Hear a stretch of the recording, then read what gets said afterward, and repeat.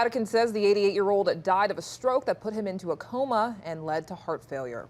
As Lee Waldman reports, his death comes after his recent hospital stay just weeks ago for pneumonia. Dear brothers and sisters, Con profondo with deep dolore, sorrow I must announce the death devo of our Holy annunciare Father, la Francis. morte. Hours after giving the Easter blessing in front of thousands of Catholics in St. Peter's Square, Buona Pasqua. Pope Francis died at his residence at 88 years old. In his final message, the Holy Father called for an end to wars in Gaza, Ukraine, and Sudan. His death now sparks 9 days of mourning for Catholics and an outpouring of love from across the globe. I remember when he called me when my mom died.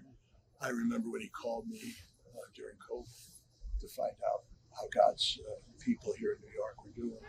Pope Francis's papacy was unprecedented in many ways by being more inclusive, supporting same-sex civil unions, and his tireless advocacy for migrants. He's remembered by many as the People's Pope. The Pope of the poor, the Pope of the marginalized, underprivileged.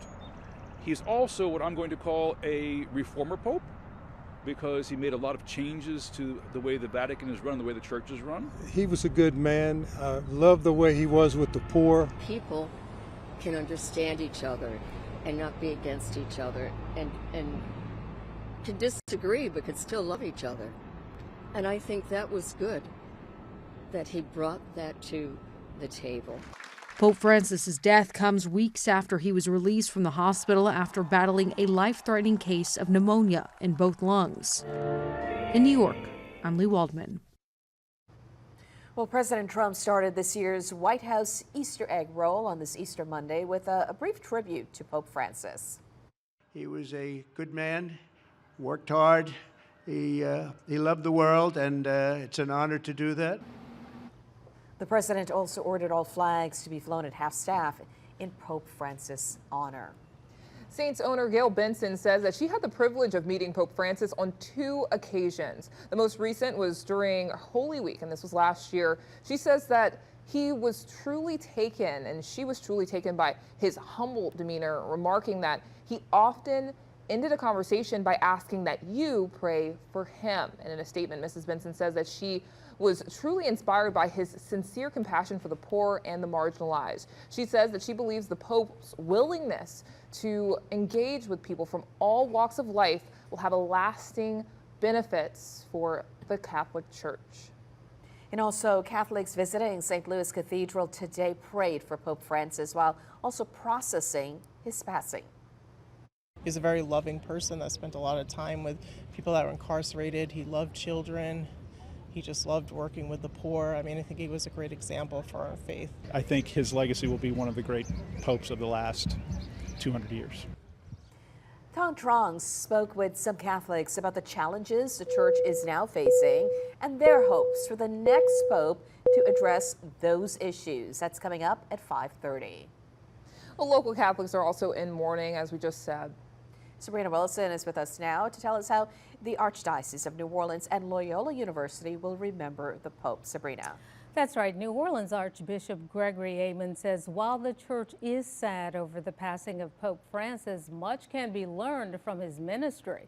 Just yesterday, Pope Francis was out in St. Peter's Square in Vatican City for Easter. Aymond says Francis was very much a man of the people and someone who always encouraged believers to pray for him. He says the last time he was with the pontiff was about a year ago, and it will be a lasting memory for Aymond. Meanwhile, Francis was the first Jesuit priest to become pope. Loyola University here in New Orleans is a Jesuit university, and that community is also saddened. I think that he will be known as a humble man, a man that truly gave of himself. I think we saw that yesterday as he was in his illness, was brought to greet the people in St. Peter's Basilica and also in the square. I was sad that he died, sad that he has suffered so much, but his death really highlights the gifts that he's been to the church and the world. And so it's a good opportunity for us to reflect on how how he's inspired people and can continue to inspire people today. Archbishop Aymond says Pope Francis demanded that he be buried in a simple wooden box. The Archbishop does not plan to travel to Rome for the funeral. He says the Vatican has asked bishops to remain with the people during this difficult time. Now, there are 9 days of mourning, and a memorial mass will be held at noon on Wednesday at St. Louis Cathedral here in New Orleans. And a spokeswoman for Loyola University tells me that there will be a prayer service at 7 o'clock tonight at Holy Name of Jesus Church on Loyola's campus in memory of Pope Francis.